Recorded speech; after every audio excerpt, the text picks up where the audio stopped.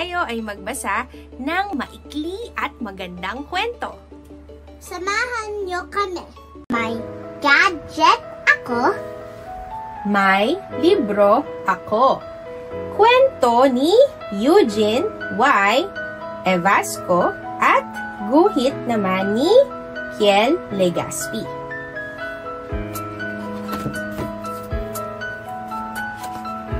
May gadget akong bago.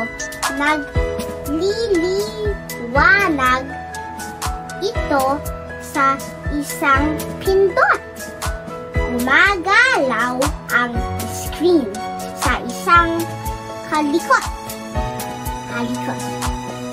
May bago akong libro. Sa isang buklat, nalilipat ko ang pahina. Nabubuhay ito kapag aking binabasa. Hindi ko namamalayan ang oras kapag nakatitig ako rito. Hindi ko namamalayan ang oras kapag nagbabasa ako. Akin lang ito. Hindi ko ito ipapahiram. Bagpat pili ka ng sa inyo. Akin ito, pero nagpapahiram ako. Alagaan mo lang ang libro ko. Empty battery! Nasaan ang saksakan?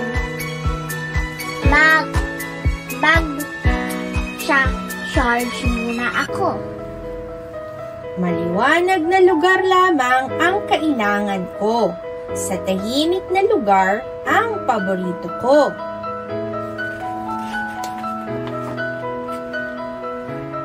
Ano ang hawak mo? Libro. Tara, basa tayo. Anong ginagawa nila? Masaya silang nagbabasa habang umiinom din ng juice. Masaya sila nagbabasa sa isang bus. Very good. At nagbabasa din sila sa mga bookstore. Nagbabasa sila sa playground.